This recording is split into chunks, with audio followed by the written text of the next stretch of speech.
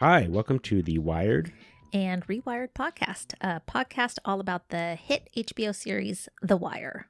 I'm Chris, and this is my 1000th time watching The Wire. And this is Ellie. It is my first.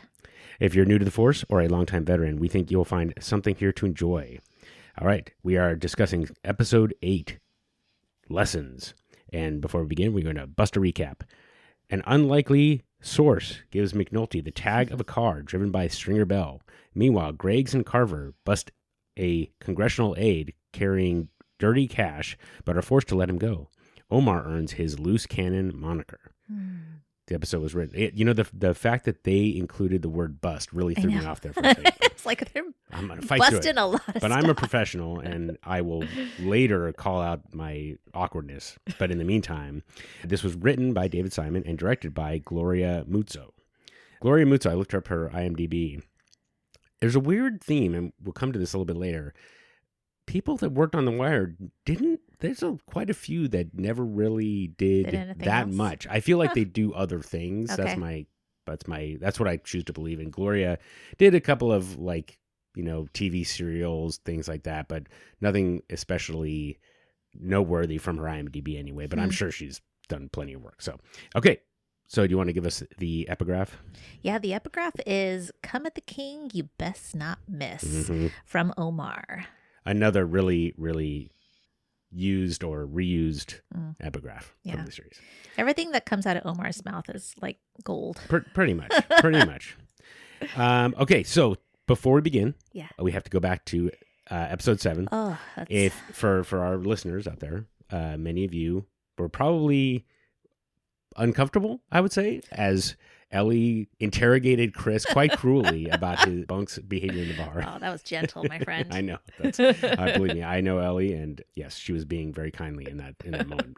But it was just funny because afterwards we Ellie let me out of the conversation during the podcast, but afterwards I was like, "Come on, you have to." And the point is that looking at somebody and admiring somebody is natural. It is. It's pretty normal behavior. But what I did not recognize, I think, in the moment was the level that Bunk goes to, where he follows her to his eyes to the bathroom. That is beyond any kind of, he is clearly on the prowl at that point. He is on the prowl. And that is, I agree with you, Ellie, 100%, that if you are like looking back, you've gone beyond. That was inappropriate. Yes, exactly. Yes. That's exactly. So we are on board there. It's not the look, or even like a subtle comment here or there, right? If you do like the wolf, then that's a problem. But if you just go like, that's all right, most of the time, like I'll just admit here, like most of the time when I'm with my buddies and we see an attractive woman, we'll kind of like look at each other and just go, yep. And that's all you have to say. Just okay, yep, it's like we're having the same thought, and that's all you have to do. So anything beyond that, it gets a little uncomfortable. Okay, so thank you, Ellie, for letting me clarify and get back on the good side. You are welcome. Okay, initial thoughts on this episode. Yeah, this is an interesting one. We were talking about how there's a couple of favorite characters who are not in this one. We don't have Bubbles and Bodhi, but we do see more of some other characters. So I really liked the development of Stringer as a character. And then also, Weebay and the crew with Stinkum and Savino. This was more action than we've had before with them. So that was pretty interesting as well. Mm-hmm. Yeah. Anybody in particular that stood out from the Barksdale organization that you felt like it was interesting to learn a little bit more about them, or I think I don't know the name of the actor who was playing Weebay, but I think he is a really spectacular actor, just a really fine actor. And, there are parts where I just loathe his character so much. And that just is a testament to that person. Yeah, I think that was, and then of course, Wallace is a part of that crew too. And then we get a deep dive on Wallace in this one. Yep. Yeah. Yeah. And yeah, exactly. And I think that there's some interesting parallels that we'll cover between kind of Wallace, where he is, and Stringer and Avon. It's really an interesting, and I like the fact that for the most part, to this point, we've been following the unit try to build their cases and things like that, and now we're seeing the reaction to some degree and a lot more of the inner workings of the Barksdale organization. Okay, let's see. I think that's all. So let's jump into it, I think. Okay, well, maybe we should start at the beginning. And I was talking about learning more about Stringer, and that's really kind of where we are right off the bat here. So we are in the market, kind of like an open air market. Yep.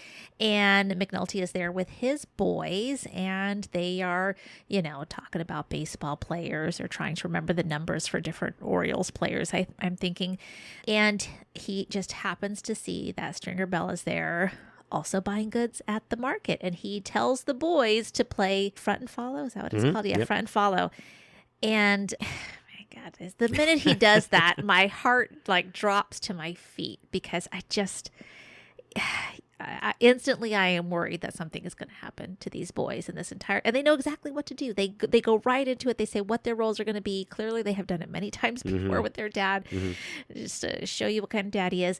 And they begin doing that, and they're following him around the market, and McNulty kind of comes around a corner and motions to them, hey, I'm going to meet me out. He can tell that they're leaving. And so he says, I'll meet you out of the car. And he gets the car out and ready. And just as Stringer is coming out, he forgets something. He turns back in, and the boys follow him in. And then McNulty can't find his boys. Yeah. And I just, the entire time, I am just thinking that, Stringer is going to be wise to what's going on, or, something terrible is going to happen to the boys. And, he can't find them. The next thing we see is that he is in the office, and they're calling the boys on the PA system. And yeah, I was livid. I was so mad, Chris. I mean, it's just, we talk about his obsession and how he does not put his family first because of this, but here he actually puts his family in danger. Yeah. That is just disgusting to me. I cannot argue with that. I will say that when I first watched this episode, I don't remember being nervous for them in the moment. I'm not sure why. Yeah. I didn't have kids at the time, and I think that might have been part of it. Yeah. And now I know sort of even within this episode, that nothing happens, right? Yes. I was able to rewatch it because I usually watch it twice before we do the podcast. Yeah. And the second time, definitely, I mean, knowing that they were okay, I could watch that and be fine. But that first watch through, I just was absolutely freaked out that something was going to happen to one of them. I think that's one of the reasons why I think your perspective is so valuable is because after you watch it the first time, even after those first 10 minutes or whatever, and you start the next after the intro, and you're like, okay, well, obviously everything worked out okay. Yeah. Then you rewatch that scene, and you don't have any of that tension anymore. Exactly. So I'm glad you captured that. Yes, but he got the license plate number, so good for him. And so, did you were you watching and kind of was there anything that indicated to you that Stringer was wise to it, or you were just kind of just on the edge of your seat? No, I just was on the edge of my seat because I just. I felt like there have been other moments in the show where I have been, kind of suddenly shocked by something bad that's happened. So, I see. Whereas any character could, like the Game of Thrones thing, any character could go, nobody is valuable. So I didn't know if suddenly he's going to take one of the kids and put in the car or I don't know. It just freaked me out. It freaked me out. Of course. I mean, and as a parent, I think you just have a very different perspective. So you do. Just rethinking this, it really kind of surprised me that Sean took the license plate because he didn't have any context that this guy was at anything. Yes. And yet he did. So that part was kind of was, I think, a little bit funny. I don't know. And obviously McNulty's really proud. On the other hand, maybe that's why Bunk says later, the family McNulty, because you're like, why is he suspicious of a guy that's just at the market getting groceries, or why is he writing down a tag number? So, and I thought a little bit more about it, why is a scene valuable? And it is actually kind of an interesting perspective. We'll talk about this later, but it is interesting that it feels like it tells obviously more of the story of McNulty and how he puts his family into his work, whether they like to or not. But it also opens the door to us learning more about Stringer. So I think that's kind of interesting. Yeah, even the fact that, Bunk has disdain for him when he finds out later. Yeah. It kind of goes to show just like how far McNulty definitely takes it. Yep. But he does have the details now on Stringer. We know that he is following Stringer. We sort of catch him in the act when he's called away to do other things. He ends up following Stringer when Stringer goes into a cab. He follows him to see where he is headed to. And we find out that Stringer is headed to Baltimore Community College, which was pretty fascinating. And he is taking a class on macroeconomics. Right. And he is in a neat little polo with his glasses and sitting in the front of the class and answering questions. Yep. He's answering. He's got his hand up. Oh yes, he does. Yeah. So he is. I don't know what at this point. I did not know. Is this skills that he is wanting to apply to their drug business, to the drug trade, or something else? Like, it's not clear to me at that time. Like, oh my God, like, see, like a super villain. Right. Because he's learning about the macroeconomics of heroin. But later we catch him in a print shop, and the print shop is one of those many businesses that Avon owns, I guess, that is a front for his actual drug trade. Right. And he's talking to the employees in there who are like, they're not getting to the orders or whatever because they know what's up. And he tells them, no, I want this thing to run like a real business. And he starts schooling them on what he has been learning in his courses. Right. Hey, man, we got work orders here and ain't nothing happening. I mean, these jobs were promised for yesterday, and people going to be coming in here asking for their work and nothing been done. Man, fuck them. Let them wait. No, you're not gonna bring that corner bullshit up in here. You hear me? Yo, you know what we got here?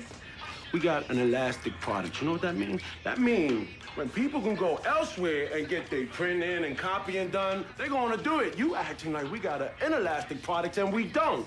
Now, I want this to run like a true fucking business. Not no front, not no bullshit. Understand me? Yeah. It's interesting. It's pretty funny. And yeah, it's obviously, it's a direct translation, right? You see him in class. Yeah. And then he, tries to school these guys. And I was trying to figure out, like, is he just fronting? He's like, do you understand? Like, this is an elastic product. Yeah. And so, yes, I know. and He gets using these really terms enthusiastic about in a way it. that these guys are just never going to get. You know what I mean? And so, but obviously he's taking in what he is learning and he's trying to apply it. Yeah. And, I think that to some degree it makes sense for him, right? You want it to be a successful business because that way it looks legitimate, right? If you, like, how do they have a copy shop? Nobody goes in there, right? Then it's like, it looks really weird, and it looks suspicious. But if you, have people going in, they're getting good ratings, and, it just is one less thing to worry about. Yeah. So, but going into the economic side of things, it's like, if he just said, like, I care that this,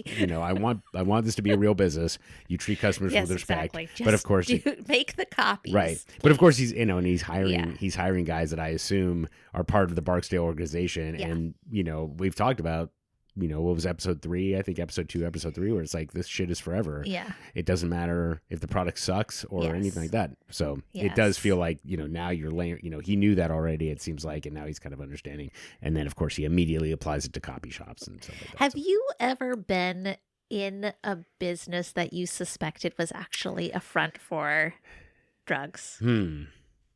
There was one, believe it or not, there was one just down the road from where we live. No way. And there was a Chinese Oh my restaurant. God, no. Yes. Okay. Do you know the one I'm talking about? But I have a Chinese drug front restaurant story Oh, too. okay. Well then, yeah. So, so that one on the corner there? It was empty all the time. Yes. And you're like, what the Chris. hell? How does this place make money? Yes. So of course we all just joked that it was. So when I was in college, there was a place, and it was like, you could tell that back in the day, it was really nice. It had all of this beautiful, kind of pagoda style architecture and like a carved dragon on one side of it.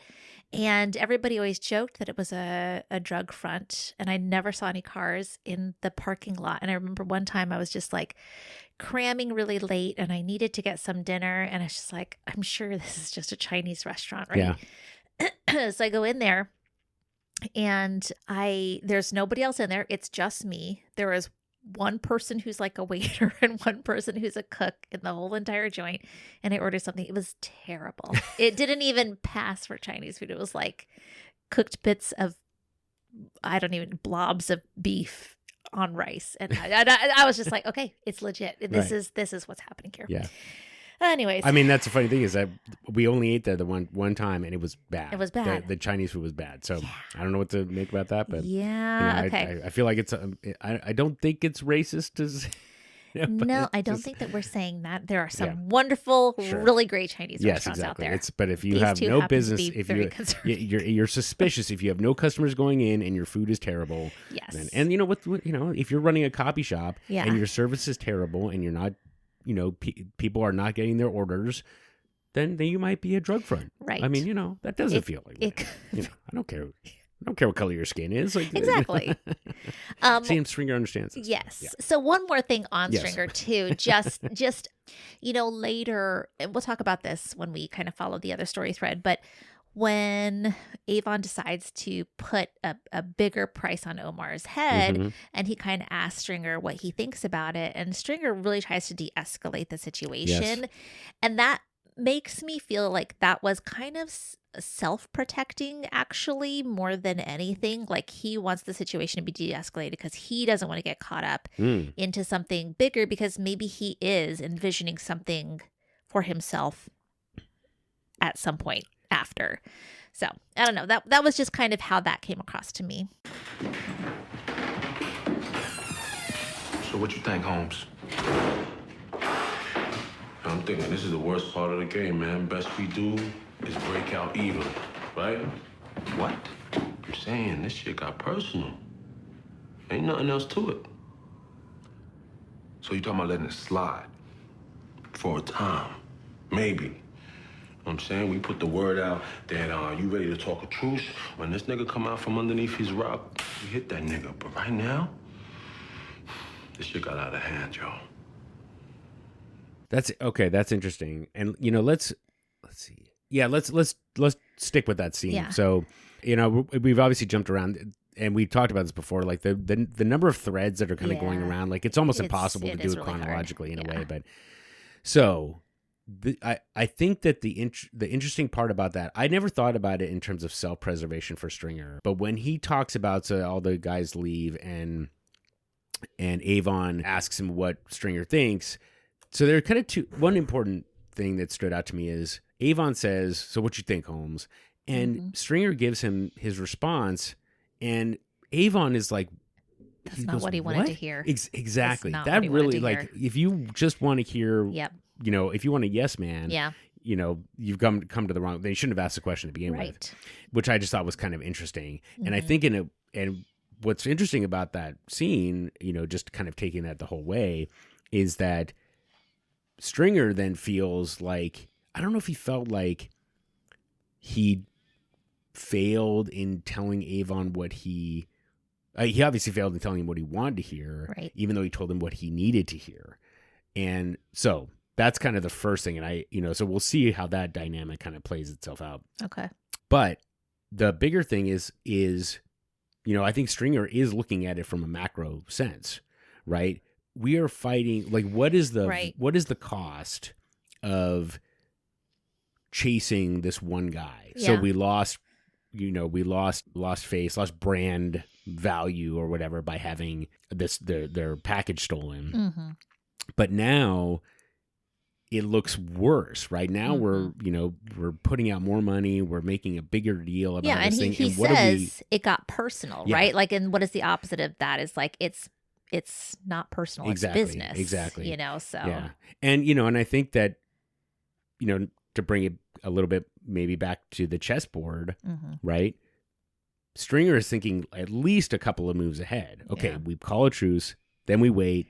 Then we get him. Yeah. And Avon's like, no, I've got to get him right now. I got to go chase this guy. And in chess, if you chase somebody, chances are good you're going to make a mistake. And that's kind of what happened in this episode. Yeah. So that it really is like an interesting dynamic where Stringer is, I feel like, looking at things and is trying to get a macro view of things and trying to apply that in this situation. So and for Avon, who's like just steeped in the game, that's not how the game is played. And so it's just it's an interesting conflict that we see right away. So is that the end of the macroeconomics lesson? I think that is kind of brings us to the end of what we learn about Stringer in this episode. Yeah. And just to kind of, and I think that I do really like the way that they layer in that you start with the McNulty and the kids, gets the license plate, trails him to this house in Woodmore. By the way, I looked it up, and it's like a 30-minute drive from Baltimore. Oh, interesting.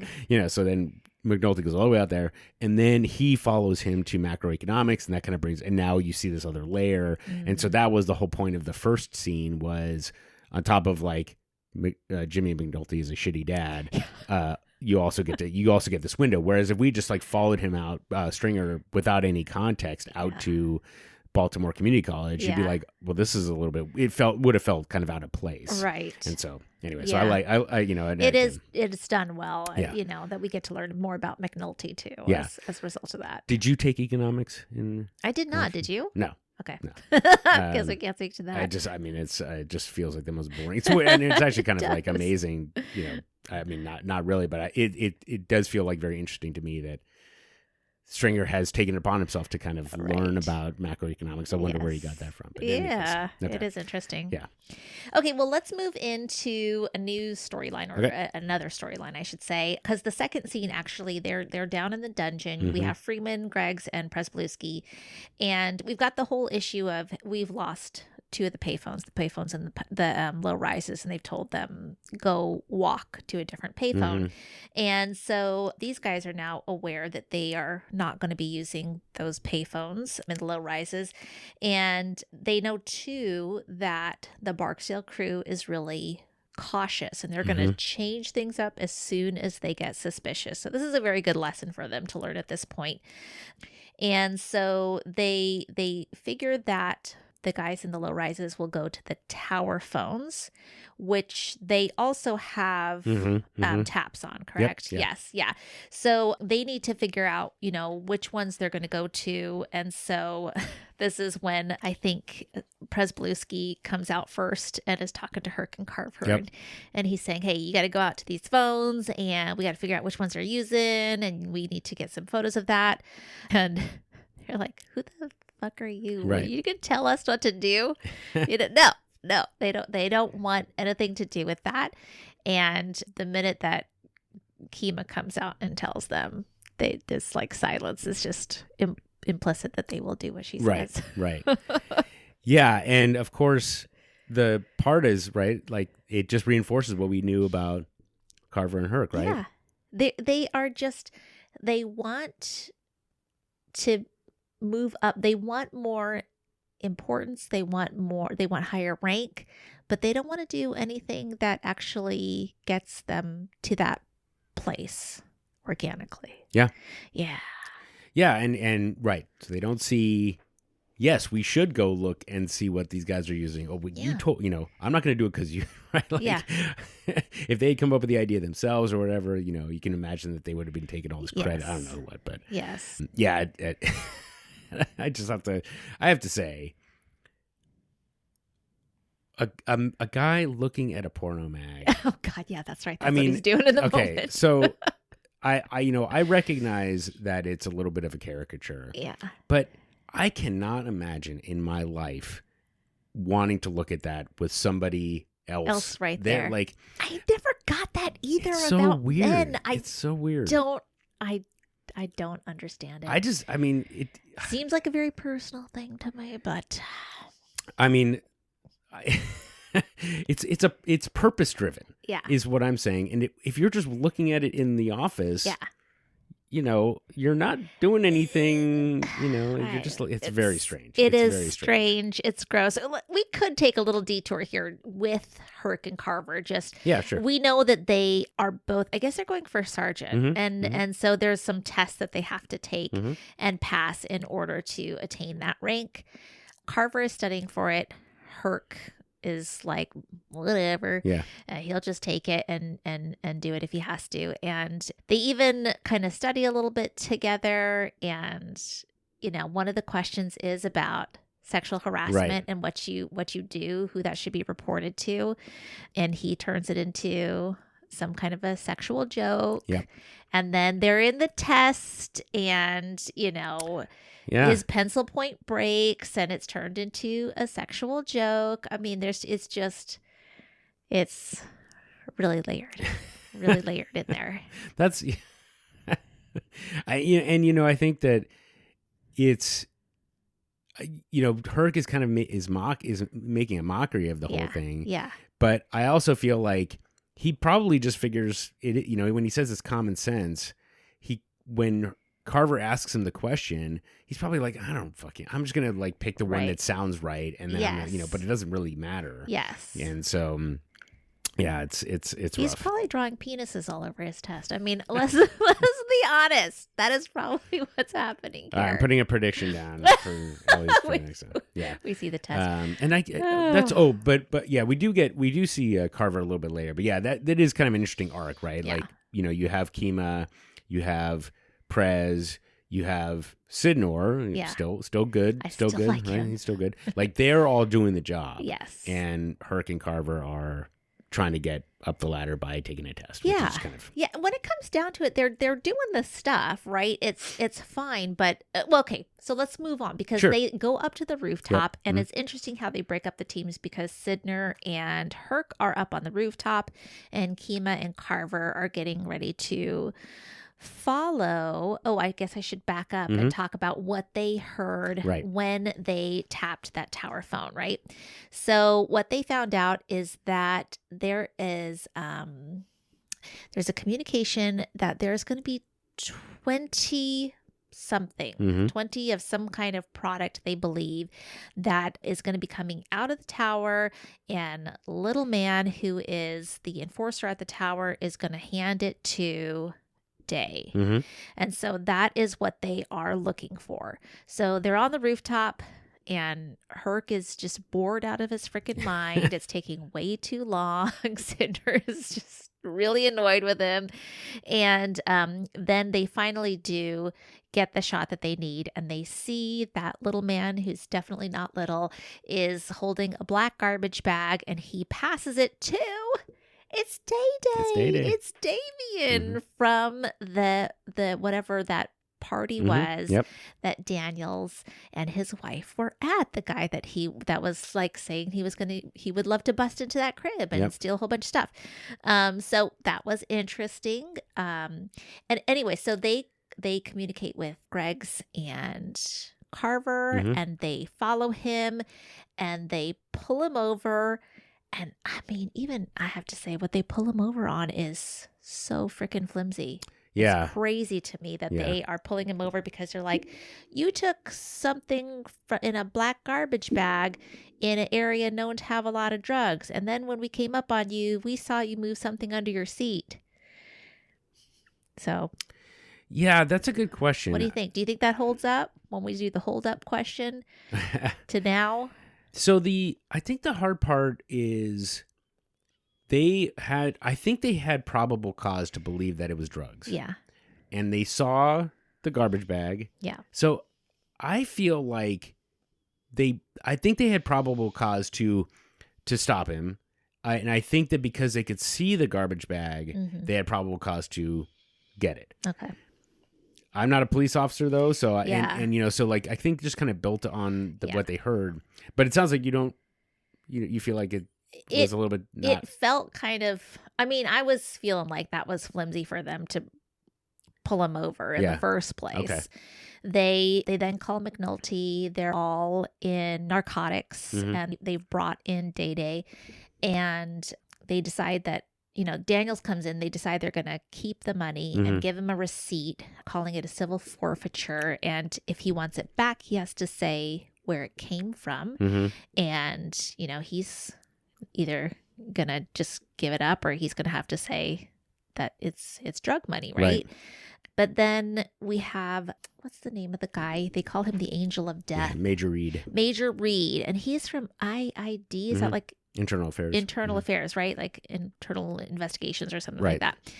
And Daniels and Reed and Burrell all go into a conference room together, and you can see Daniels is super excited as he is explaining the situation and how they got this information off the tap. It is $20,000, and we find out then that Day Day is a paid member of a senator's staff, right? And Burrell is pissed. He's like, so you have him on nothing, basically. Right. You have him on no criminal charges, which is kind of what I'm saying, right? And he says, give it back. Give the money back. And not only that, but he's like, you're embarrassing us. I told you no surprises. And he says, I want you to shut everything down. We're going to shut this down in a week. Yeah. Get ready, because I'm done with this. All I wanted was, an arrest on Barksdale, and I don't want the rest of the drama that comes with it. Yeah. Now, I ask you to put a charge on the drug dealer, Lieutenant. That's all I ask. And now I got wiretaps, pager clones, affidavits coming out of my ass. And you're in people's shit where you're not supposed to be. Sir. I'm shutting this down, Lieutenant. You charge what you can, and you do it by the end of the week. We did nothing wrong. You jacked up a senatorial aide. You went into his pocket, pulled out $20,000. And though there's no criminal charge, you think it wise to try to keep it. You shit all over yourself. All over me, all over this department. Now, I told you, no surprises. Remember? And yeah, exactly. And I think that this is where you and Burrell have the similar perspective, which is that because there was no crime, then there was no reason to take the money, except that Daniels, they know that it's drug money. Right. And so they're trying to, I think Daniels is kind of thinking like, okay, you have to come back. We'll give you your money back, but you have to tell us where it came from. And then, we get to see like what you're all about kind of thing. And so that's where it got that is where the surprise was introduced. Right. And it's hard to, I feel like it's hard to fault Daniels in that moment, because you're trying to that there's drug money in the car. Yeah, exactly. And so you want to know where it's going. Yeah. And so that means that somebody's, we're going to hold on to it, and either you care about it and you'll tell us where it came from, or, you'll make up something, or you don't care and that'll tell us just as much as anything else. Yes. So, and if you have a deputy that's not as fixated on pleasing every politician so he can get wherever he wants to go, maybe that works for you. But with the way that Burrell is, there's just no way. Yeah, and actually that's exactly right. I mean, and that of course reminds us back of last episode when Burrell says you'll never make major at this rate. Yeah, exactly. And you have to. I mean, do you think that Burrell is thinking about his promotion and his like movement up the ladder when he makes this decision? Like, what's your read on it? So I still, I've been saying like I think that Burrell is in someone's pocket. Mm-hmm. I don't know what's going on, but there's a reason that there's a reason more that he doesn't want the drama or to displease anybody. In my thinking, then it's just about him wanting to get, higher in politics and have more, wealth and status. So that's what I'm thinking. Okay. Yeah. I think that's right. Yeah. I think that's right. That was kind of my read on it too, right? And in fact, I didn't think about this, but you'll never make major at this rate is what he said to Daniels. Yeah. And if you care about going up the ladder, then you have to do those things. And then you connect that back to Herc and Carver. Yes. You got to take the test. You got to kiss the right ass. You got to do it. And, Kima and Prez and Sidney, they don't give a shit. They just want to make the case. And so Daniels is kind of on their side. So you see that dichotomy. Okay. So many layers. Okay. Good stuff. So many layers. Okay, let me just double check to make sure I don't have any other details about this. Okay. Nope. Okay, let's keep going. Well, unfortunately, they have to let Damien have all his money back and they have to let him go. And that is unfortunate. They are all really pissed off about this situation. They just can't understand it. And McNulty kind of chews out Daniels as Daniels is trying to leave and was like, why did you go straight to Burrell? Why did you do that? And he thinks that's kind of like was a power play or a suck up play to Burrell is how I'm taking that. And Daniels does his usual chain of command talk that he does all the time. I think we've heard it like 7 times now. But McNulty says, chain of command my ass because, the next person in line is not Burrell to you. Right. Which I get, but then we've already seen him try to go through the direct chain of command, link by link by link, and how that worked out for him. So, I don't fault Daniels on that myself, although I can see why McNulty thought it was him, making a power play. Hey, what the fuck? Let me guess, the deputy? How's he got onto this so quick? I told him. You told him? Why would you be fucking telling him? He's the deputy for operations, and I just jacked up an aide to a state senator. How do I not tell him? Yeah, Lieutenant, have you noticed there hasn't been a complaint so far from the senator? And you know why? Because what the fuck is his driver doing coming out of the high-rises carrying that kind of money? That's what I told the deputy. Yeah, and what did he say? We should mind our own business? Fucking give the man back his money and go the fuck away? Pretty much. Except he said a few things for my benefit, too. Like how I had shit all over him. Like how he was shutting us down the end of this week. The fuck he is. We're done.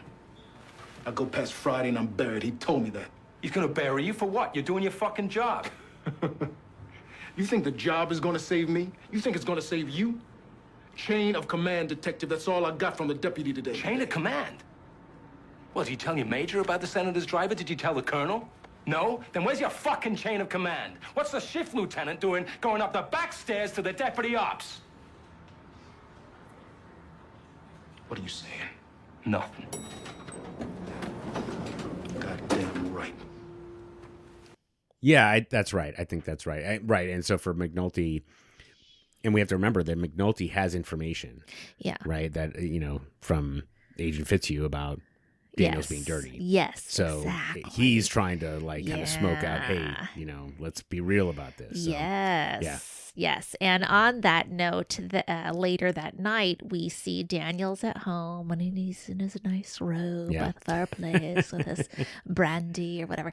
And Marla comes down in her beautiful silk pajamas and talks to him. And, she's kind of trying to console him about the situation that happened. He's describing this. And he says, Burrell wants to follow the drugs because if you follow the drugs, you have a drug case. If you follow the money, you don't know where it goes. And he says, McNulty asked what the deputy has on me. And I think she says something like, what did you tell him? And I don't know, he gives a non-answer, like, what could I say or whatever. Yeah. And she just kind of holds his hand. It's, it's not a response that's like, I told him to go fuck himself. There's, said, how dare you accuse me of that? So it definitely makes you think there is something going on there, that Daniels has done something not good. And Marla knows what it is. Yeah. See, this is the thing that everyone knows and no one says. You follow the drugs, you get a drug case. You start following the money, you don't know where you're going. That's why they don't want wiretaps or wired CIs, anything else they can't control. Because once the tape starts rolling, who the hell knows what's going to be said? That son of a bitch McNulty asked me what the deputy had on me. He actually asked me that. What'd you say? Yeah, that's my read on it as well. I think that, if I look at it, so first of all, I just want to say, like, one thing that I really like about this scene is Daniels is explaining everything to Marla, and she just grabs his drink and takes a sip. I just like it. I think it's very endearing. Like, she's just trying to, like, well, that's the thing, is like, connect with what him. I have to wonder how horrendous this thing is that he did, that she is still, because she seems like an upstanding woman involved in the community, and or how much she knows about it, maybe. Yeah. Or what she thinks she knows. So, okay, I'll say this now. Okay. It is actually they never explicitly say. No. I kid you not, they never explicitly say. Oh, They you know, without getting into it too much, it just never comes up. But we do know that it's not that it doesn't ever come up again, but the point is they never actually say it's never what outright actually said. happened. So all we know right now is that and the reason why I kind of spoiled it a little bit is that we know that he had more money than he should. Okay. Right? And so you kind of have to just imagine how you would come into more money than you should at some point. Okay. So, and, you know, and I think that when you're younger, it seems like you're going to take those risks. So I got the sense that that Marla and Cedric saw opportunity, wanted to, you know, get a better financial base for themselves, and they saw loopholes and they took advantage. Okay. That's how I'm kind of reading it. And I think that they both kind of knew then you realize that I think when Daniels kind of looks up and he shakes his head, he kind of there's a lot of like regret in his eyes. Yeah. I do want to back up too that if you go back and watch when McNulty confronts Daniels and says, "What's he got on you?" Daniels is walking into the elevator and he just looks back, and Lance Reddick does some fantastic eye acting. Oh my God. He just, his eyes get like so big. Yes. And he's just totally caught off guard. Yeah. Which I just appreciate. And that whole scene, I just want to back up again. And spoiler alert, this is one of Mr. Nuggets. There are lots of lessons in today's episode, but that you think the job is going to save you. You think it's going to save me. You think it's going to save you. That whole confrontation is just fantastic. I just love the way that they played it. So, but yeah, and so now you have Burrell versus Daniels and Rawls versus McNulty. Yeah. And so now you have this like very interesting dynamic going on. Yeah. And then in the mix, we add Phelan again, because he's not happy with this outcome. And Greggs and McNulty are in his office, and he's pretty pissed off about this. So pissed off that he decides he's going to call Irving Burrell, I guess, gets him on the phone. And, you know, he says, look, I can't remember what is 90 days that they have on the wiretap. And 60, but or 60 days. And we want our 60 days. And you can tell that there's some, you know, complaining on the other side from Burrell, but Phelan ends up getting his way because he can pull rank, right? Like pretty much, he's a higher level in how these things go. And so they get the 60 days back on the wiretap. Phelan says, you know, who's your daddy? Maybe that's what he says. And it's back on. So don't pack up your stuff. You know, Daniels asks Kima later, you know, was it Phelan or McNulty or both? And she says it was the judge this time. Yeah. And I just wonder, you know, what is Daniel's take on that, or how does he feel about that, or is he glad it's continuing but wish it didn't involve Phelan? I don't know. It's a good question. I mean, yeah, I wonder if he's looking at it as more of like now a curse than a blessing. Yeah. Is that how you mean? Yeah, exactly. And also that, I don't know, it's like there's things that are out of his control because Phelan and McNulty have this relationship, which, you know, was helpful in this situation, but probably could be, you know, annoying or potentially derailing. Yeah. In other instances. Yeah, that's interesting. I mean, I don't know. That's a good question. He didn't seem upset by it. Yeah, I couldn't really read. He just said like, well, you know, deputy called Matt as the devil, and he's like, oh, you know, I think it's maybe kind of like maybe for him, he felt like hey, look, what am I going to do about it, right? Yeah. I can't do anything. Yeah. Not that it makes any difference probably doesn't make any difference for Burrell that Daniels is not the bad guy here, but Exactly. he's going to blame whoever he's going to blame. So Yeah. yeah, and the Who's Your Daddy Now, man. Philan is just, he's got some really, these 2 episodes. I'm telling you dick. what, serious. Oh man, I thought I liked him. He's so unlikable. Yeah. Shall we move into Omar? We shall. Okay, let's talk about what happens with Omar. So Weebay, Stink, and Savino, they're at Omar's place and they are turning it upside down, wrecking it. And they find a photo of him and Brandon. They make fun of it. And then you see that Omar is actually watching what's going on in his apartment from across the courtyard. He's in the apartment of one of his clients, if we will call her that. Well, do you Little baby. recognize who it is? I know that she was the one that asked for Okay. drugs before from Yes. him until the welfare check came or something like that. Right, I cannot yes. remember. Yeah. Okay, you're on it. Yeah, I did. And they light his van on fire, his signature van. So, we know it's like a warning for him, like we're out for you. Right. So watch out. And so he takes that in stride in his Omar way. We don't see him for a lot of the middle of the episode, but as we get towards the end here, we know that Weebay and Stinkum and Savino have to help.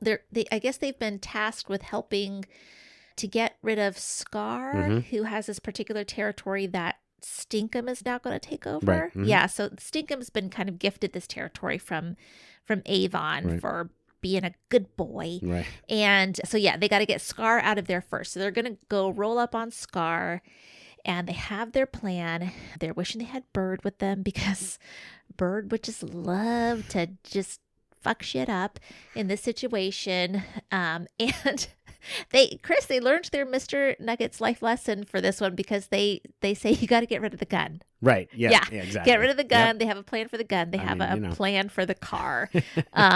So very good. And so anyways, they get themselves positioned and just as they do, you hear a hey now and bang, bang, bang. And Stinkum is shot right in the chest. Yep. And it's bloody and it is gross. And he is shot dead. And then Weebay gets caught in the leg. And it's kind of a shootout between Weebay and Omar. Weebay is taking refuge behind a car, but he is in bad shape. And we hear that Farmer in the Dell music. And you hear Omar say, you come at the king, you best not miss. Yeah. And soon we hear cops rolling in. Yep. Hey, yo, lesson here, babe. You come at the king, you best not miss. So one thing I just want to note right here is when I heard that, and I think I've probably heard that a million times without looking at the captions, I always thought Omar said, listen here, bae, you come at the king, you best not miss. The captions say, lesson here, bae. Oh, lesson. Lesson. Yeah. Like the episode title, which I just thought was kind of fitting. Yes. So I like that. I like how it could be both, but anyway. Yeah. Anything like about the scene that kind of, it shocked me. I was not expecting that at all. Really? I did Okay. not at all. I really just thought that they were going to take out Scar. That's what I thought I was going to see. I had no idea that Omar was going to be there. Yeah.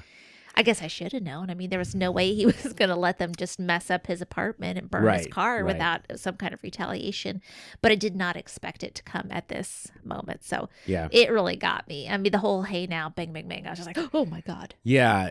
So the part that I kind of feel like it's a little bit too cute is how did Omar know that they were there? Oh, no. True. And I think that you could have, he was tailing them, he was following them around, whatever. That's possible.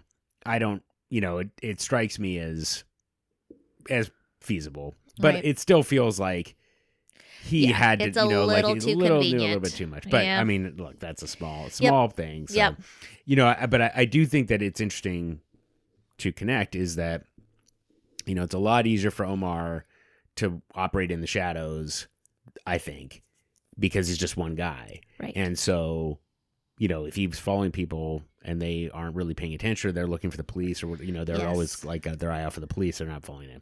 So that's possible. Anyway, I don't want to get sidetracked on that. The other thing that did strike me, it's just one of those things. I don't know how they that the blood on Weebei's leg was so red. It always looks fake to me. I don't know. I mean, but anyway, it's just but the scene in general is really like, you love the way that Omar sets it up, and he's waiting for Stinkum, and then he drops Stinkum, and then he like comes out and he goes from a shotgun to now he's got his pistol, and he's actually going after Weebei like that, and he's got this whole plan. Yeah. It's kind of cool. So I also didn't know why he didn't try to finish off Weebei.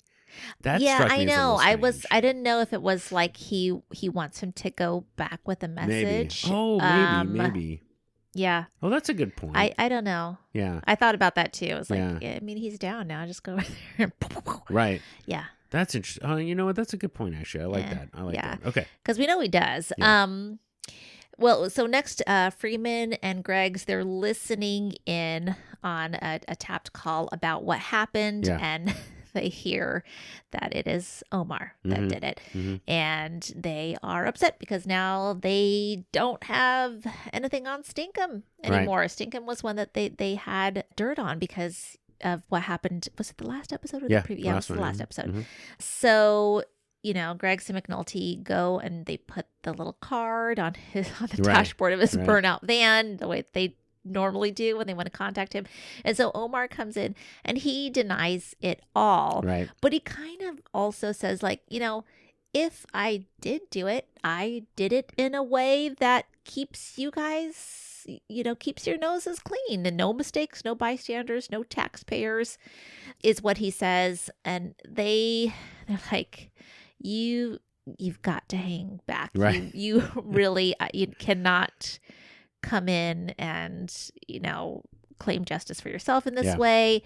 And I think he's sort of agreeable to that, but he's also kind of like, there is a bounty on my head, which there is, we know now, right? Like they have increased the bounty on his head, and they have said it is open season. Doesn't have to be an Avon guy. Anybody can go after him. Right. So, he's kind of like, he says, player be played. Right. Right. I mean, he's like, I'm going to do what I got to do. If it's works out to be helpful to you all, great.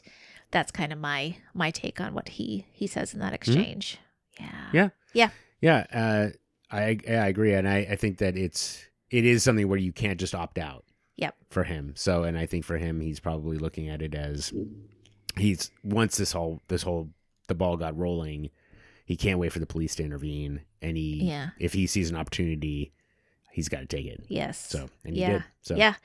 So let's see. So this is kind of a troublesome situation for the team. They find out, let's see here. I think McNulty finds out from Bunk that is it Cole in the office? Mm-hmm. He's got the case of Stinkum's murder. And McNulty says to Bunk, hey, would you tell Cole that, I think, tell me if I got this wrong. Like we think we know who the guy is, but he's wrapped up in this wiretap thing, and we need him to not be arrested right now, or else things are going to go bad for our investigation. Tell him that we'll give him his murderer, his suspect, when we have wrapped this thing up. We'll hand it to him. Yep. And Bunk is like, but you're not going to give it to him. Right. You're like, no, we're not. And he says, and we talked about this, like how they fuck each other. Right. And so exactly. He's like, you want me to fuck over this other guy, Cole, who's part of our team. You want me to do that for you. And McNulty's like, I owe you one, and I can't do it because Rawls is already all over me. So could you please? And Bunk's not happy, but he does it. Yeah. He does it. Omar was the shooter. Oh, fuck me. It's all over the wiretap. Okay, let's see. We put down one murder on the testimony of this one eyewitness who then goes out and drops somebody else. Yeah, it was payback for his boyfriend, Brandon. Anton Artis' Stinkum was one of the boys who snatched Brandon and did him up. I'm sure that motherfucker had his reasons, Jimmy, but shit. Yeah, but you want to give back the Gann case, then you go tell Cole the name of his shooter. Otherwise, you tell him we're getting some talk on the wire, and we'll give him his clearance once we wrap our case. But you won't. No, we won't. So you want me to go and bullshit Cole out of his case for you, huh? Why don't you go and tell him yourself? Are you kidding? Rawl sees my fingerprints on this and run my nuts through a cheese grater.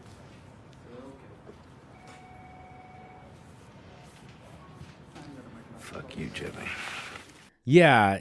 So I felt like McNulty and Bunk, like Bunk was playing it. He's got skin in the game too, though. Yeah, that's a part I was like, because he really makes it like it's all McNulty and that this does not benefit him in any way. Right. But of course, the Gann case, and I think that exactly. It's hard to when Bunk says, "But you won't give him Cole, you won't give him Omar later." Yeah. Is it because this murder doesn't really count? I don't. That's the part where I feel like. Well, I'm wondering if they think that they're going to be getting more out of Omar and telling him you won't be right.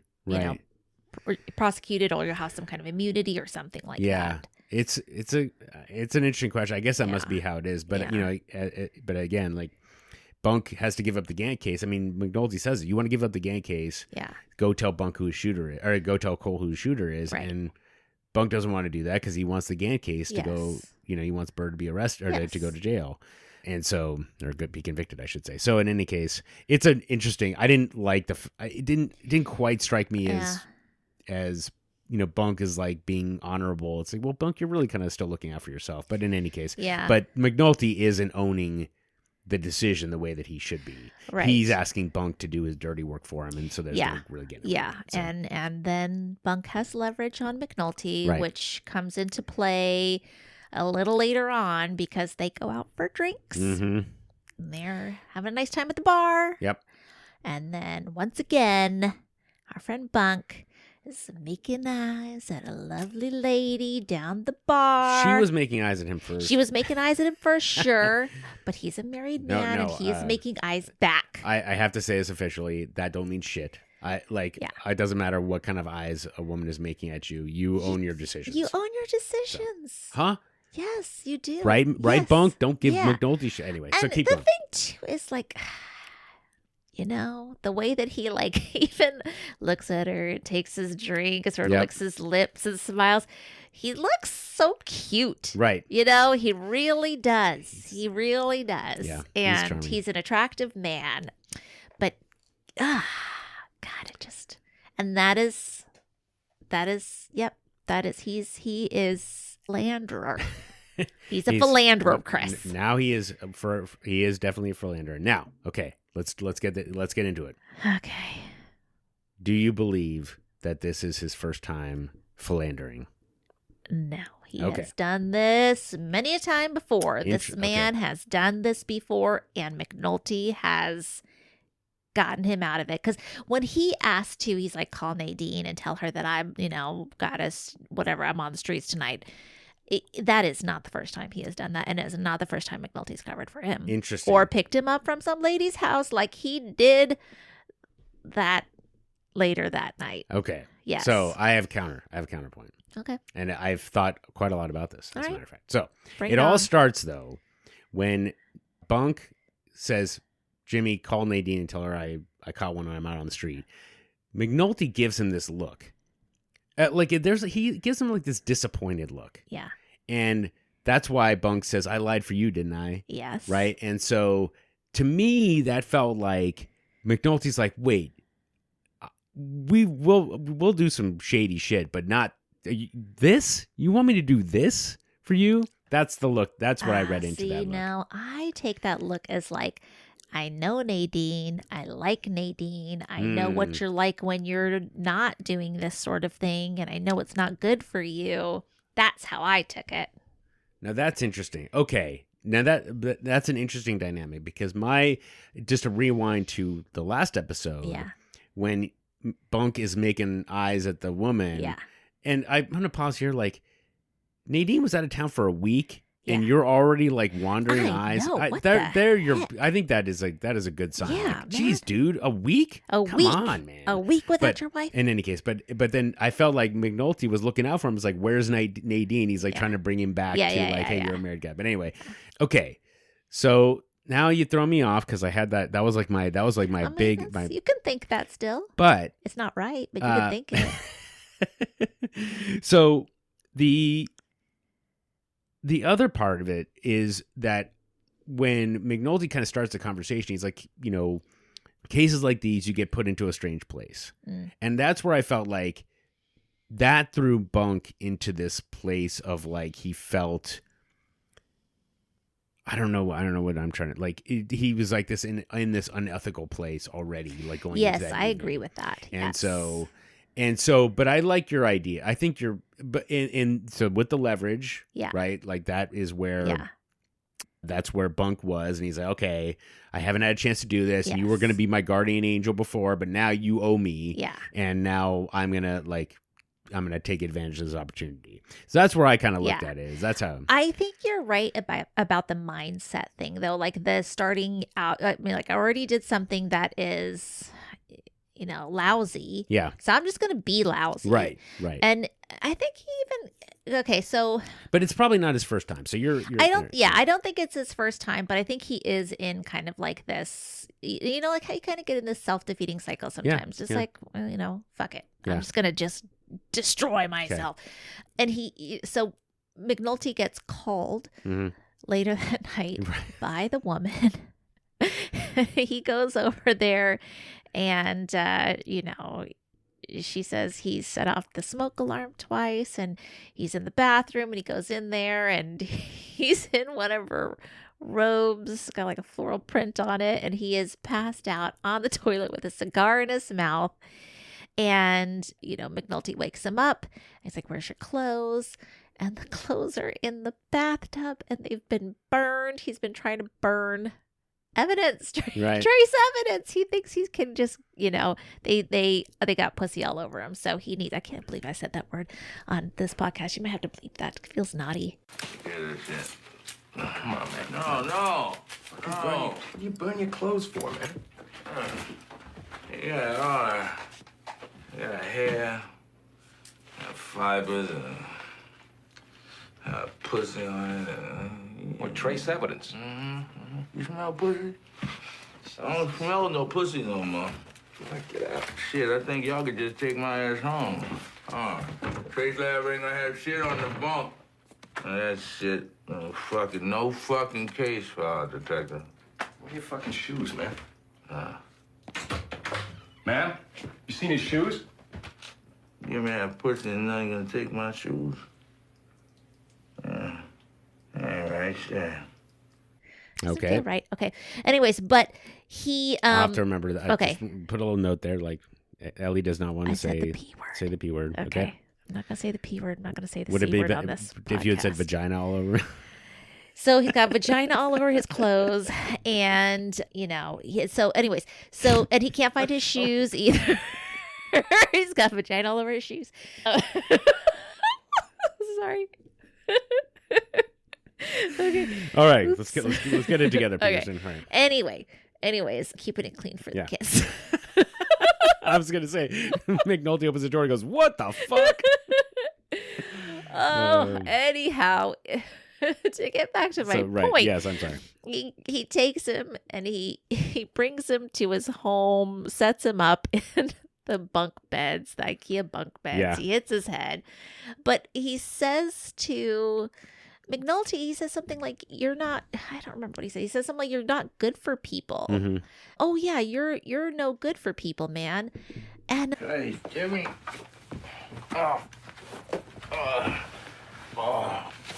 Hey, Bunk, I'll give you the burning trace evidence makes sense. What the fuck did you plan to wear home? Huh? Oh, shit. Hey, Jimmy, you know something? You're no good for people, man. I mean, damn. everybody around you. Christ.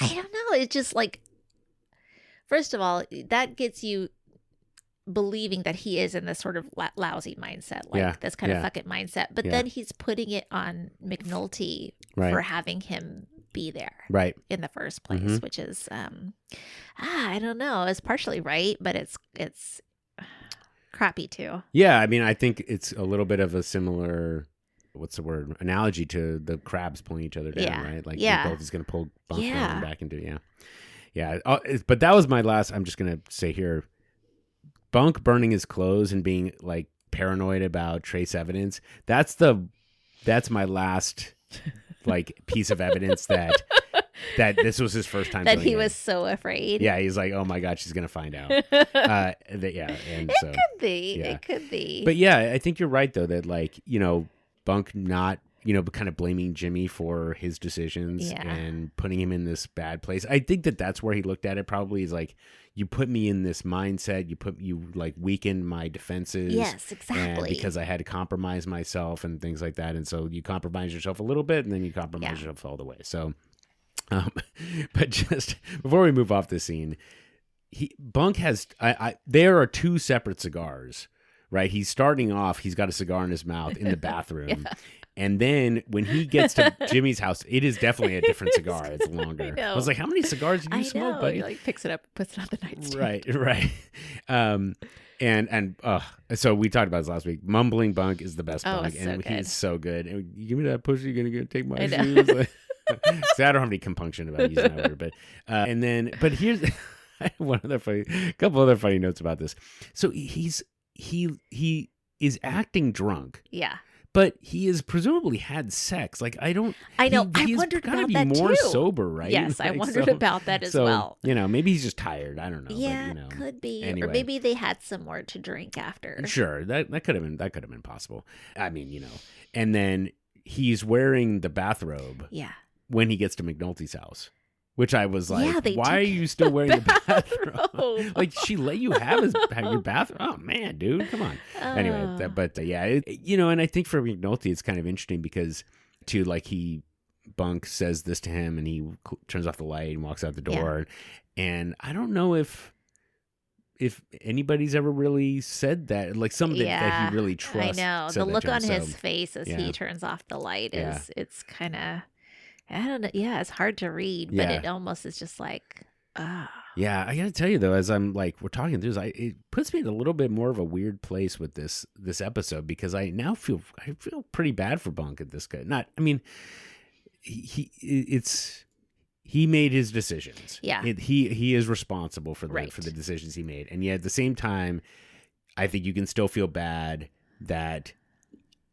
One decision led to another, and he was trying to look out for whatever, and he had kind of good intentions, but it just, and you feel like it's a slippery slope that it feels like anybody could have, made, fallen down. So it's true. Again, there's no excusing anything, but you can still feel bad that somebody ended up where they ended up. Yeah. Okay, let's see here. I'm wondering if we should start talking a little bit about Dee and everything that goes on with him. Okay, so Dee's been doing well in the low rises. We know that, right? And Weebay, Stink, and Zavino, they come over to the low rises. They want to pick him up, and they all want to go to Pulaski's. I guess it's just like a burger joint or a deli or something like that. And they want to celebrate Stink getting this new territory that he's going to get. So his promotion, I guess. And you can tell that he is flattered to have been invited to hang out with these guys because I think he, is like, well, they're seeing me as an equal and I'm going to be where they are at some point in my uncle's inner ring. Right. And so they go to this place and they're eating. They're eating and they're having a good time and laughing and whatever. And, they kind of like reassure him, like, you're going to be there. You're going to get there too with everything that you're doing. And then he mentions this thing that Orlando has proposed to him, this deal about selling this other drug supply on the side. And the guys all get kind of quiet and they're like, you should probably talk to your uncle about that. And I'm sure we're all thinking like, oh, it's not a really good idea. Like suddenly something is really bad about this. And he's oblivious. He does not even realize it. He just thinks like, yeah, I should talk to my uncle about that. I'll do that. Yeah. But he doesn't have to, as we find out later. And they invite him to a celebration that they're going to be having that night. I guess in the towers, one of the towers. No, it's at Little Man's house. Oh, that's what I thought. Yeah. So Little Man doesn't live in the tower. He just works in the tower. Yeah. Okay, they're going to be at Little Man's house. Okay, so what else? I have to find out. Do you think that that D'Angelo talked to Avon? No, I think those guys told. Okay. Yeah, that's Okay. what I think is that the okay. Weebay, Stinkum, and Savino went and told I guess Avon. it doesn't. Yeah, I guess it doesn't really matter because when Orlando gives D'Angelo the look, D'Angelo blabbed about it. Yeah. So whoever got back to Avon, it got back to Avon. It got back to Avon via D'Angelo. Yes, so and he's we find out that it got back to Avon because then Avon beats the shit out of Right. Orlando. Right. And, just like throws money in his face and is like, I provide for you and this is how you treat me. And, they kick him and they beat him. I should not say they. I think it's just Avon really that does that. He flies through this door and he's in the dancer's dressing room or whatever. And they're all kind of just like, huh. Yep. Yeah, just another day here at work. They're unfazed, which is crazy to me.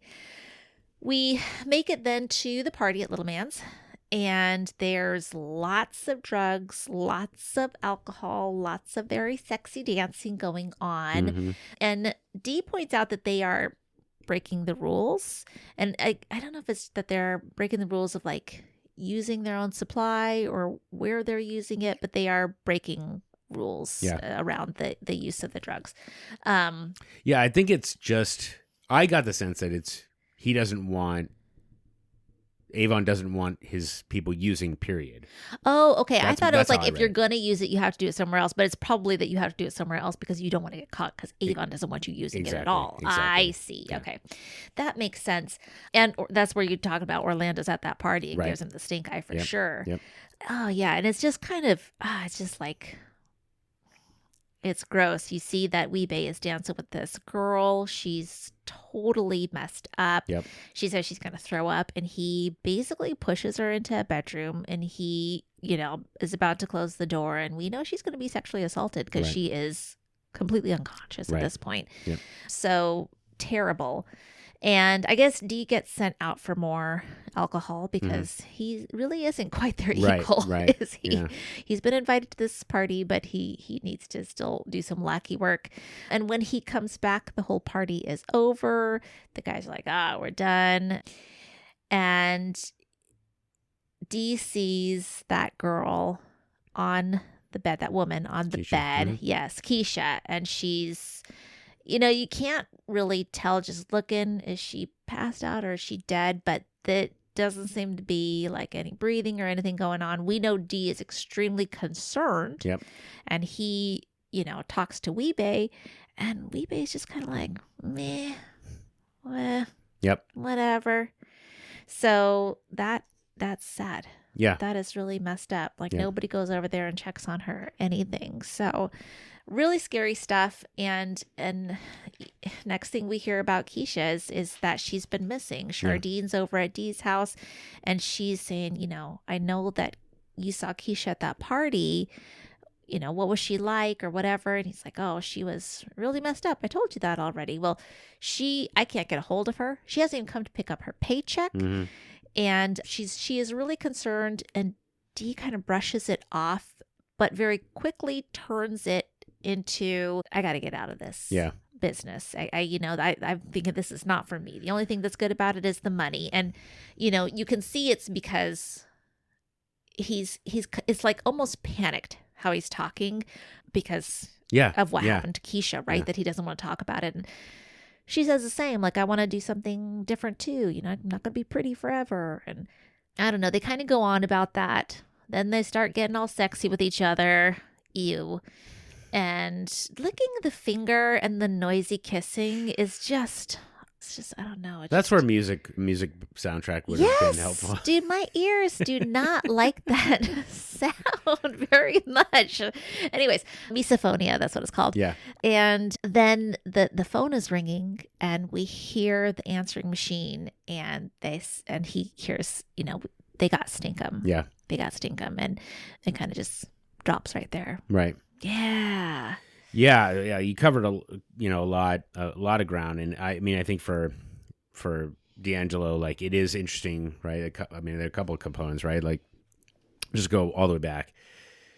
He's talking with Stinkum and Savino and Wee-Bey, and he doesn't see the broader picture either, right? So, Orlando's got I know. drugs. Oh my I'm going to distribute, and these guys who are essentially like why they're promoted, why they've been promoted, is because they can see a little bit more, right? And so they advise him, and somebody tells Avon, and that's it. And so that's kind of, and then for him, but I think for him, D'Angelo still feels like that kind of pressure from above, and I think that's what that whole speech about I can't breathe is because there's pressure coming down on him, and there's just no way out for him. But before I get back into that, I really like the wordless exchange between Wee-Bey and D'Angelo, where he comes out and says, "You obey," and then they look back, he just nods, and then they go back to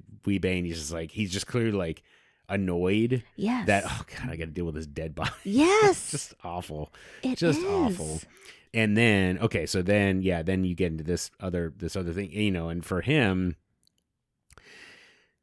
he's playing it off as best he can, D'Angelo, when he's talking to Chardine, but it's just a lot for him to start processing. And I'm wondering if we haven't talked about Wallace yet, but there's a kind of connection point there of, after you see enough death and destruction, it's just a lot for you to take on. And, it's just a reminder, of course, that the drug trade, it's preying on desperation. It's preying on, it's exploiting vulnerability. And if you don't have upward mobility, then, this is all you're What are your choices? Yes, exactly. Yeah. And so for him, it's just like, and he kind of sees that. Right. He sees that this is happening to me, but I can't get out of it, which is almost like it's almost worse. Yeah. Right. Yeah. So like you have somebody like Poot, who's just happily eating an orange, right? And he's like, "Oh, look at me! I'm the man for an hour or whatever." Exactly. And what's happening around him doesn't seem to affect him at all, which is just kind of funny. So,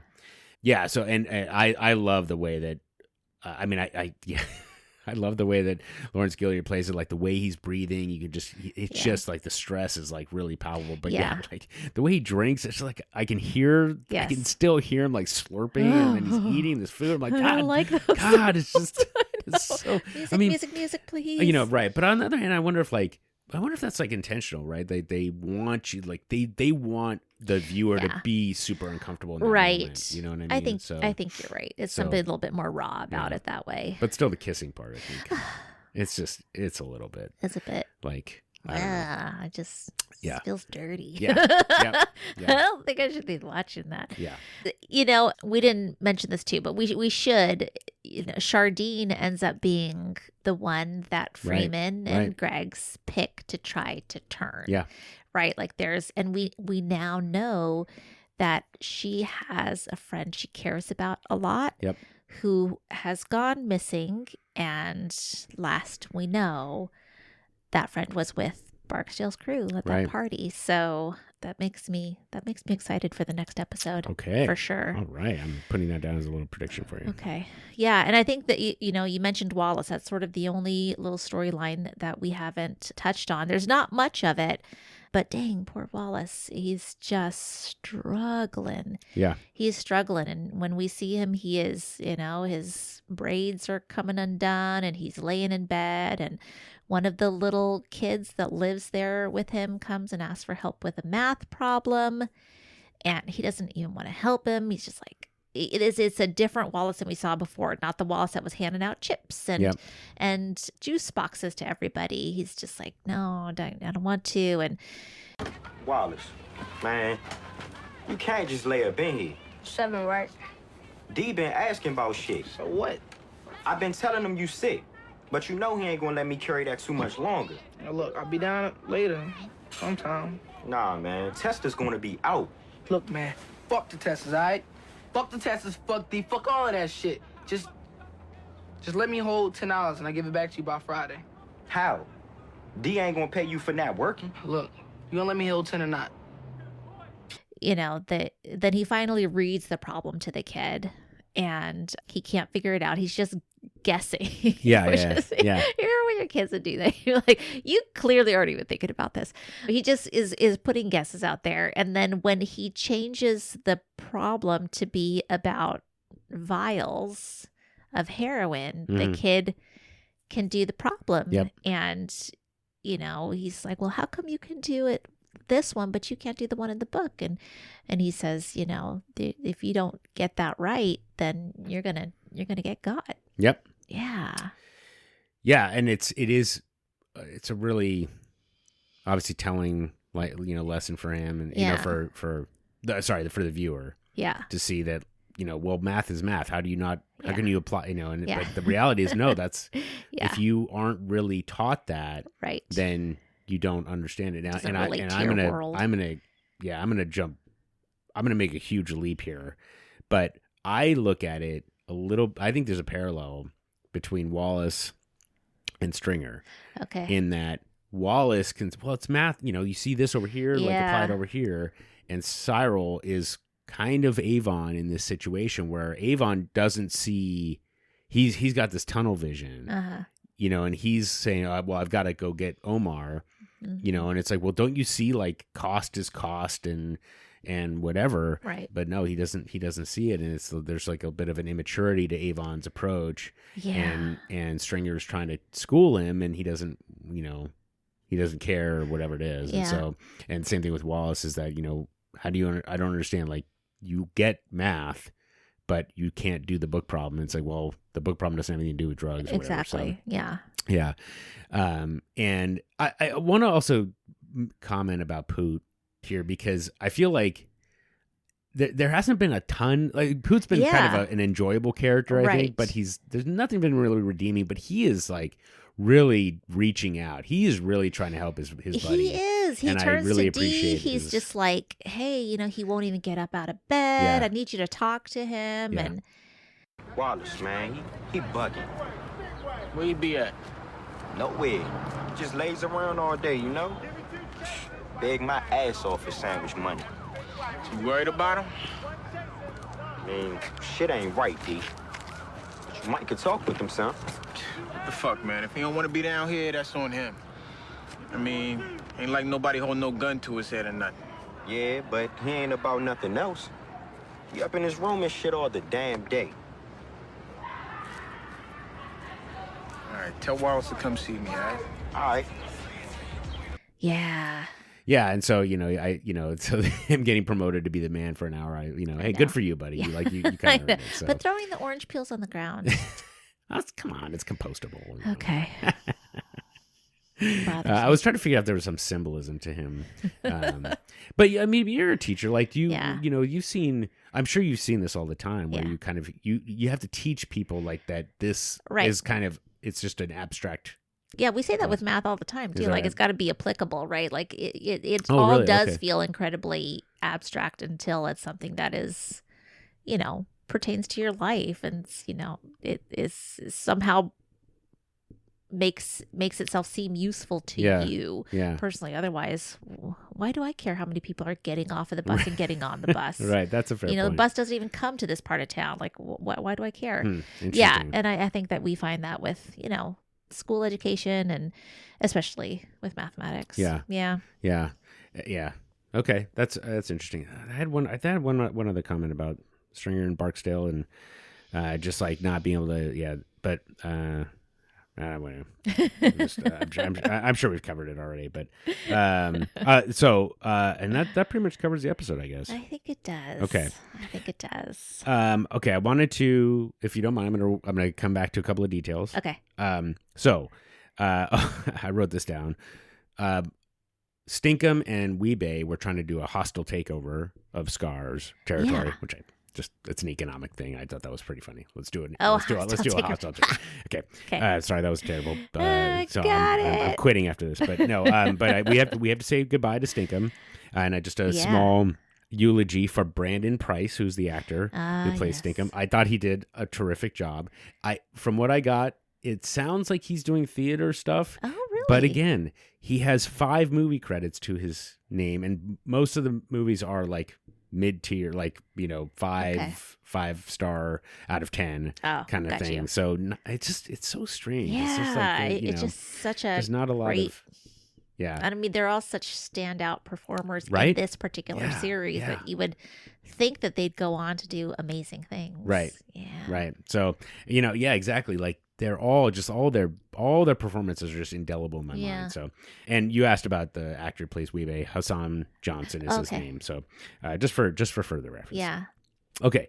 One other or a couple other little notes. I thought the music, though, missing from the Chardine D'Angelo makeout scene, I thought was pretty funny because they had The Lion Sleeps Tonight in McNulty's car. Okay. When I didn't even notice that. When he's in the market. Okay. And it's from the, it got the most play from The Lion King. Okay, so it just seems like he's like listening to, The Lion Sleeps Tonight because he's got the kids in the car. Yeah.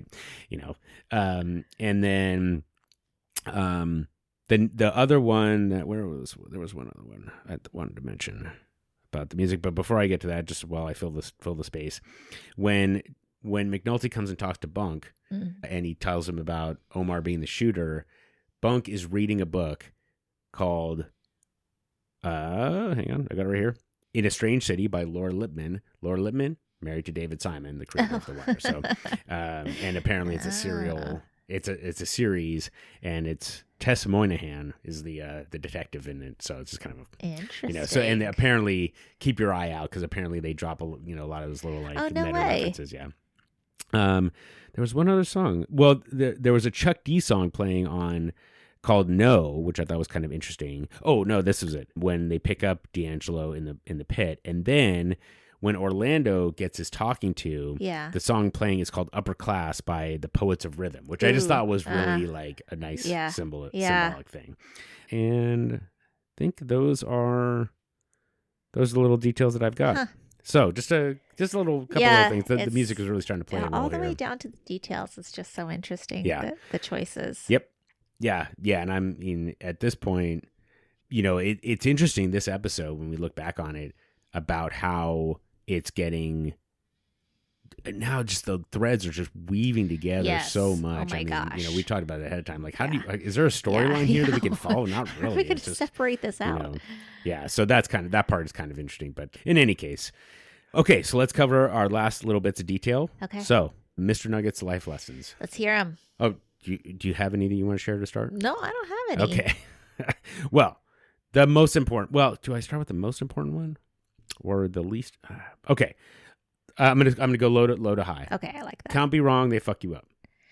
Okay. And which connects to understanding the chain of command. Yeah. Like both of those together. And I guess I keep hitting on this, but you got to understand what the most important thing to do is. Yes. Right. And if you're everybody's playing a game in some way. Right. Right. I'm at work, and thankfully the job I have, there's not a lot of politics. Yeah. But I got to know what the most important, like if I got to do the one thing at work and do it well, I have to know what that is and I have to do it well. Amen and it doesn't, to that. And it doesn't always, it's not always, I, filled out my TPS reports, like everything in the office space. You got to fill out the TPS reports. Everything else you do doesn't mean shit if you don't do the TPS reports. This. So you got to understand that, and you got to talk to eight different bosses. Right. Same kind of thing. But the most important one is the job will not save you.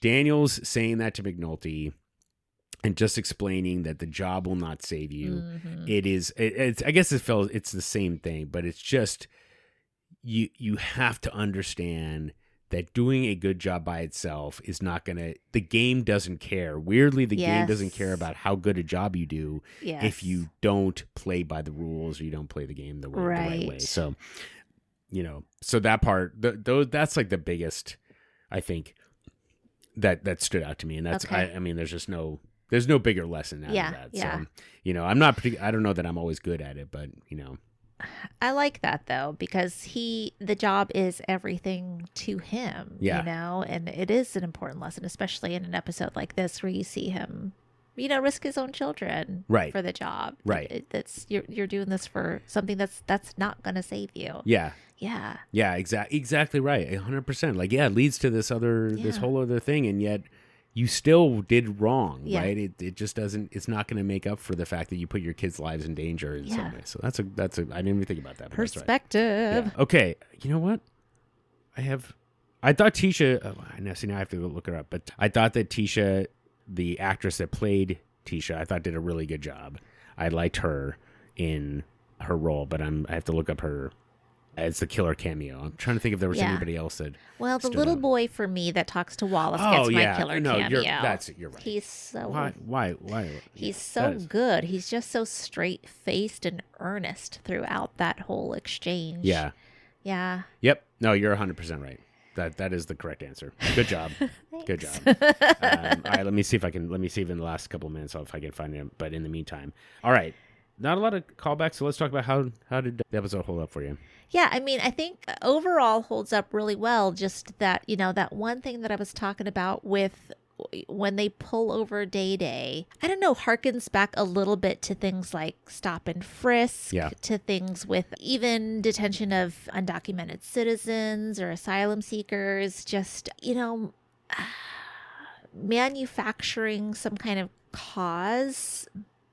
I mean, and, you know, we talked about they had the wiretap, they had what they heard there, but it could have been 20 cookies Right. coming out of the towers. And, you know, what kind of assumptions are you making about people? That's the thing, is where I wonder, I would like to hope that there's, I don't know, some more stringent requirements around that protect people. Mm-hmm. Yeah. Not that those particular people should have been protected. Obviously, Right. that is drug money, and Right. that was the right decision there. But it could be exploitative. Yeah. In other cases. That's a great point, because there was a case I want to say it was New Jersey, something like that, where they just ruled that civil forfeiture cases, like the defense or the defendant, they were empowering the defendants more, because a lot of police officers have taken advantage of civil forfeiture in a really, really,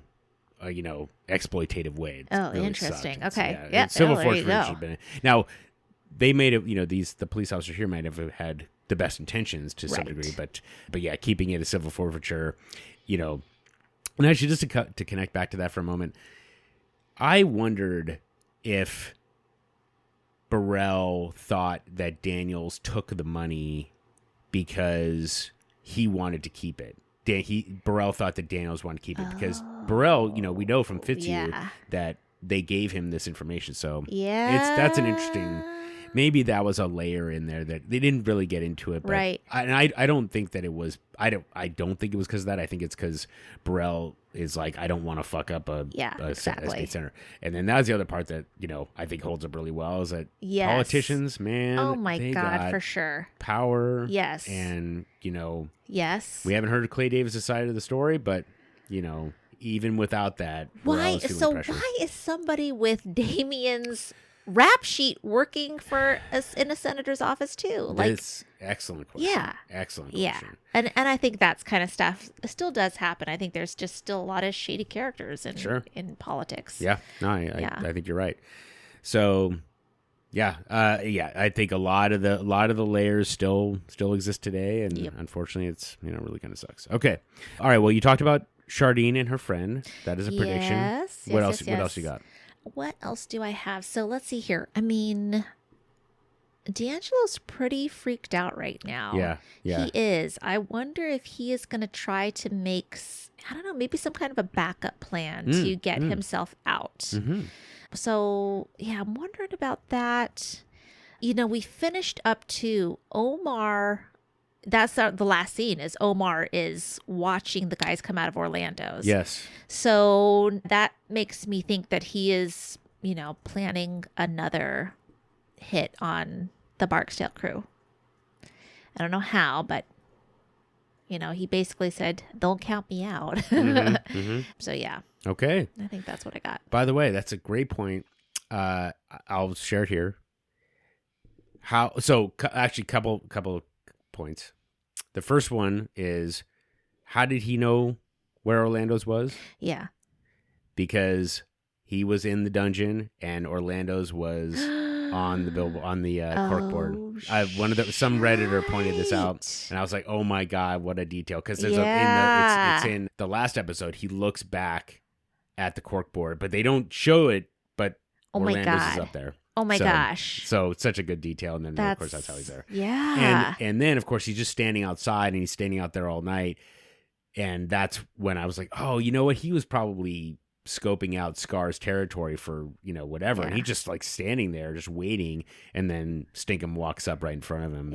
That's how I got him. So okay, excellent predictions. You are thinking ahead, man. I'll tell you. It is impressive stuff. Okay, thank you. Well, we will find out if those predictions come true in next week's episode 9, Game Day. Okay. Ooh, Game Day. Game Day. Yep. All right. So, Ellie, thank you as always. Excellent episode. Thank you, Chris. It was fun. Okay. Well, thank you. And we'll see you all next week. Okay. Bye-bye. Bye-bye. The Wired and Rewired podcast is Ellie Peterson and me, Chris Aronchek. Our theme song is Nice Vibes by Neon Beach. Want to holler at us? You can email us at wiredandrewired@gmail.com or hit us on the burner at 240-488-0060 to leave us a voicemail. We're Wired and Rewired on all the socials. And of course, if you like the show, please give us a rating and review on iTunes, Spotify, or wherever you get your podcasts. It helps other Wire fans discover the show. And until next time. You come at the king, you best not miss.